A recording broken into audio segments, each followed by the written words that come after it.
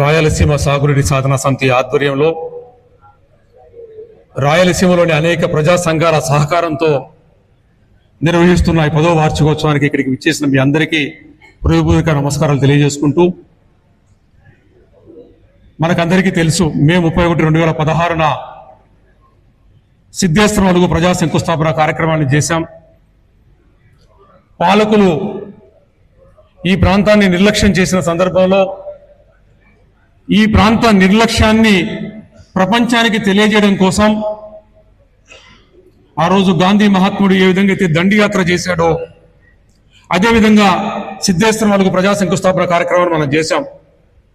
అయితే దండియాత్ర కార్యక్రమం చేస్తున్నప్పుడు పరపాలకులున్నా బ్రిటిష్ పాలకులున్నా కూడా ఎలాంటి ఇబ్బందులు పెట్టలేదు. కానీ సిద్ధేశ్వరం అలుగు శంకుస్థాపన చేస్తున్నప్పుడు హౌస్ అరెస్టులు చేయడం, ఎక్కడిక్కడి వాళ్ళని భయభ్రాంతులు చేయడం, గ్రామాల్లో నుండి నాయకులను బయటికి రానియకుండా చేసిన సందర్భంలో నేను, వైఎన్రెడ్డి గారు, కొంతమంది ముఖ్య నేతలు రాత్రి అడవిలో ఉండి తెల్లవారుజామున మనం అనుకున్న ప్లేస్కు ఒక 4 కిలోమీటర్ల దూరంలో శంకుస్థాపన చేసి ఒక్క పిలుపునిచ్చాం. శంకుస్థాపన చేశాం. మనం ఏదైతే లక్ష్యం పెట్టుకున్నామో, రాయలసీమకు జరిగిన అన్యాయాన్ని ప్రపంచానికి తెలియజెప్పాలనుకున్నామో ఆ లక్ష్యాన్ని నెరవేర్చామని చెప్పి ఒక్క వీడియో కాల్ చేసిన వెంటనే ఫోన్ ఆన్ చేసుకుని 30,000 మంది జనం అక్కడికి వచ్చారు. వస్తుంటే అనేకమైన ఇబ్బందులు పెట్టారు.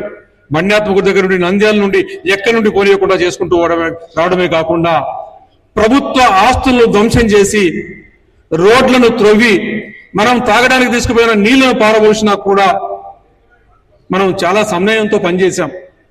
మనకందరికీ కూడా పాలకులు లేదా ఈ ఆంధ్రదేశంలో, ప్రపంచంలో కూడా, భారతదేశంలో కూడా మనకు గుర్తు ఇచ్చారు.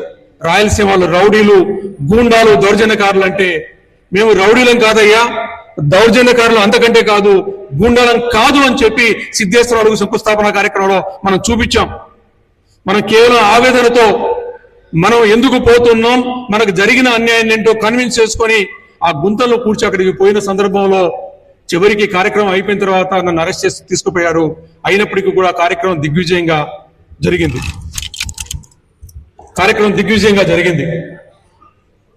మరి ఈ కార్యక్రమం జరిగిన నేపథ్యం, సిద్ధేశ్వరం అలుగు కట్టాలనేది ఒక లక్ష్యం అయితే, సిద్ధేశ్వరం అలుగు ఎందుకు కట్టాలి అంటే, ఈరోజు శ్రీశైలంలో పూడిక చేరడం వల్ల సుమారు 100 టీఎంసీల నిల్వ సామర్థ్యం తగ్గిపోయింది.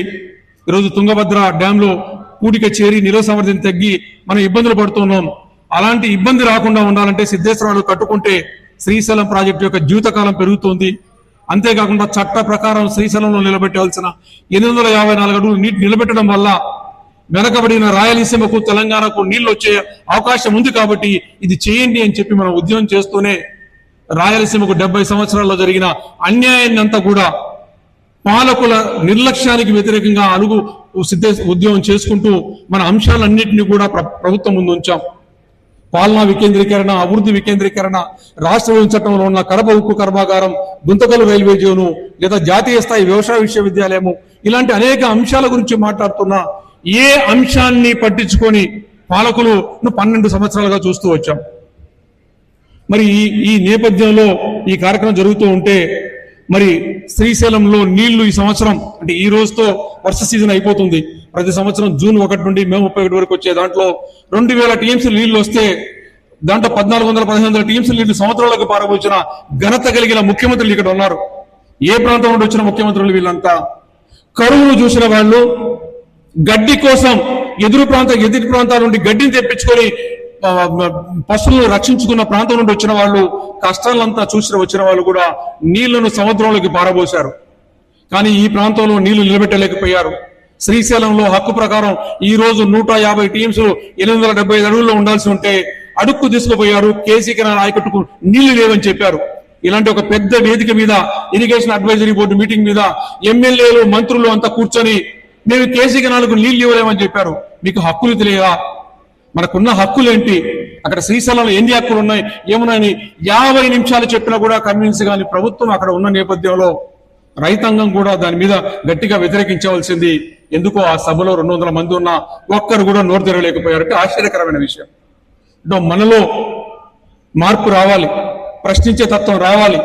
ఈరోజు వడ్డీ శోభదాస్ గారు చెప్తున్నారు, మీకు ఇన్ని ప్రాజెక్టులు తయారై ఉండి పోతిరెడ్డిపాడు దగ్గర 44,000 క్యూసెక్కులు వచ్చే సామర్థ్యం ఉన్న పోతిరెడ్డిపాడు ఉంది, బరకచెర్ల ఉంది. అక్కడ నుండి మీకు ఎస్ఆర్బీసీకి నీళ్లు రావడం లేదు. 22,000 క్యూసెక్కులకు బదులు 8,000 వస్తున్నాయి. మరి ఆ కాలంలో వెడల్పు చేసుకోవడానికి 30 కోట్లు అవుతుంది. ఎందుకు ప్రభుత్వం మీద ఒత్తిడి పెంచలేకపోతున్నారని చెప్పి వడ్డే శోభన్ గారు ప్రశ్నిస్తున్నారు నన్ను.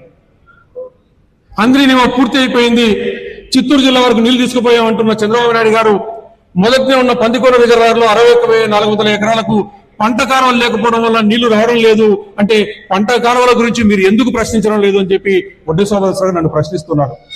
మనం ఏమన్నా ఆయన ప్రశ్నకు సమాధానం చెప్పాలనుకుంటే మనం ఇక్కడ మిమ్మల్ని పిలిచిన వాళ్ళంతా కూడా ఒక కార్యాచరణ ప్రకటించాల్సిన అవసరం ఉంది.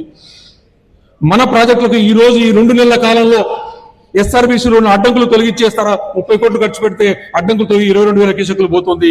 పందికొన దగ్గర 200 కోట్లు ఖర్చు పెడితే పందికొనలో ఉన్న పంట పొలాలకు నీళ్లు వస్తాయి. అదేవిధంగా తెలుగుగంగకు వస్తాయి. కేసీ కెనాల్తో ఎస్ఆర్బీసీలో వీటన్ని కూడా తీసుకోవడానికి అవకాశం వస్తుంది. కనుక ఈ 2 నెలల కాలంలో ప్రభుత్వం పంట కాలువలను పూర్తి చేస్తూ లేదా అలగనూరు రిపేర్ని లేదా బోరకల్లు రిజర్వాయర్ రిపేర్లను మొదలుపెట్టి చేపట్టే కార్యక్రమం చేపట్టకపోతే మనం ఏం చేద్దాం ఆగస్టు 1వ తారీఖున అనే కార్యక్రమం మీద మీ ప్రాంతంలో ఉన్న సమస్యల మీద మీ ప్రాంత కార్యాచరణను ప్రకటించాలని చెప్పి కోరుకుంటూ